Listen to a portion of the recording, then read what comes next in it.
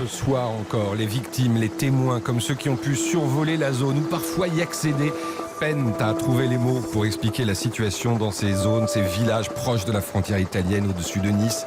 48 heures après les orages et les inondations, ce n'est bien souvent que désolation.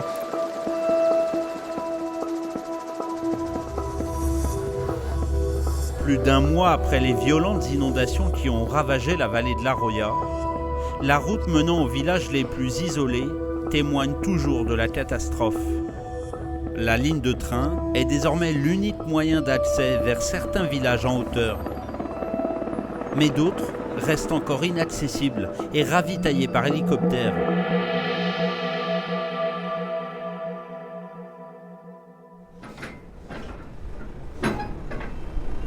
Sept jours sur 7, les équipes SNCF sécurisent l'unique voie d'accès pour redonner vie à la vallée de la Roya.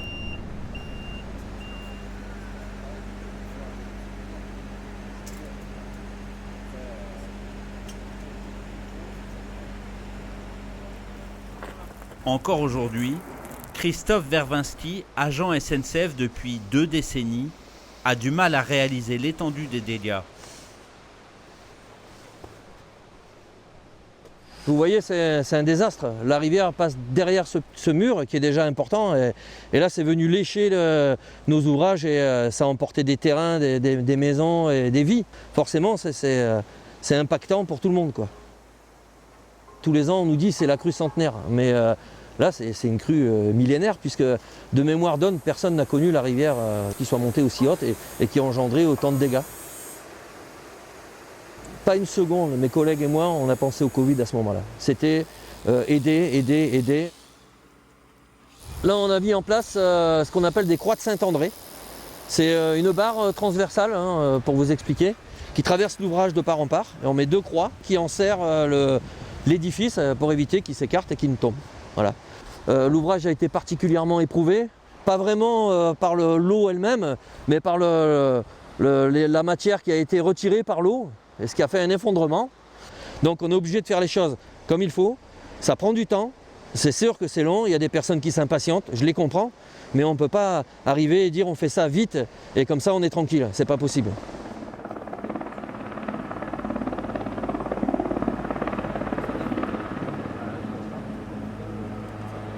Si on ne le conforte pas, ça va s'éroder petit à petit. Le ballast va descendre et ça va être à nu. Sous la voie ferrée, ce sera à nu. Ici, c'est fini, quoi. Les trains s'arrêtent ici. Le train ne peut pas aller plus loin dans les hauteurs de la vallée, car le long de la ligne, des pans entiers de terre ont été labourés par la montée brutale des eaux et les pluies d'une violence inégalée. Conséquence, il faut sécuriser les abords de la voie pour qu'elle ne s'effondre pas.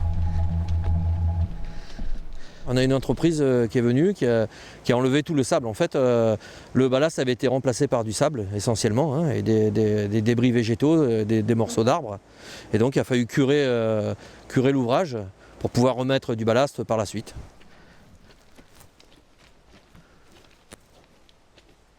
On a des difficultés à imaginer que ce tunnel a servi de couloir pour l'eau, quoi. C'est impressionnant. C'est la ligne de vie, on dira, de la vallée. Pour le moment, c'est la ligne de vie, c'est la voie de chemin de fer.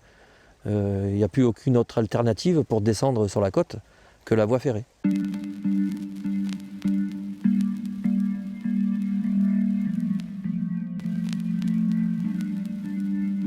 À Fontan, au kilomètre 69 de la ligne, un autre édifice vieux d'une centaine d'années est là encore au centre de toutes les attentions. Tu fais la reprise des câbles ? Placé sous la surveillance de Patrice Casterman et d'une équipe d'ouvriers habitués à descendre en rappel pour opérer sur l'édifice.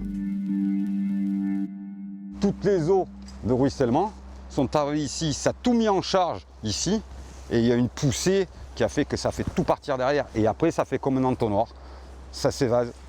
Et non serait-ce qu'en plus, en bas, avec le cours d'eau, avec la Roya qui est montée et qui a cassé la courbe, qui a cassé le pied, qui a érodé le pied. Le dessus, ça demandait qu'à partir et tout est parti. Ça a poussé. Là, on s'aperçoit bien de la déclivité des terrains et de tout ce qui est parti. Grosso modo, il manque 3-4 mètres d'épaisseur de talus qui sont partis complètement avec la voie. Là, ce qui est engagé comme travaux, c'est que avant d'aller plus loin, c'est consolider l'ouvrage, conforter l'ouvrage, pour qu'on puisse déjà réouvrir à une circulation, ce qu'on peut dire normale, puisqu'au jour d'aujourd'hui, les trains passent au pas, c'est-à-dire ils passent au pas de l'homme, pour éviter de mettre des danses, des secousses sur l'ouvrage qu'il ne peut pas recevoir. Il y a un risque, on sécurise parce qu'on ne sait pas comment il va se comporter aux prochaines gros orages. On a peur du départ d'une pile qui pourrait partir. Pour un ouvrage aussi vieux, c'est grave. Dans ce lieu perdu au milieu de la vallée, les difficultés s'accumulent. Seule l'unique voie ferrée permet d'y accéder. Les trains de marchandises doivent opérer au plus vite pour amener un à un les matériaux nécessaires et cohabiter avec les autres trains de voyageurs. Le soir, cette drésine sert, il y a un wagon qui est chargé de paille, qui monte la paille à Saint-Dalmas pour les paysans, pour les bestiaux qui n'ont plus rien à manger, quoi. Et donc tout le monde fait un peu l'effort de participer pour le bien de tout le monde, de la communauté.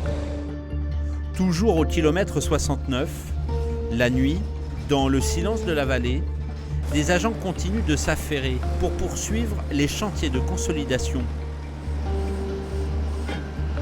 Objectif, percer un trou profond d'une trentaine de mètres pour injecter une coulée de béton afin de solidifier l'ouvrage.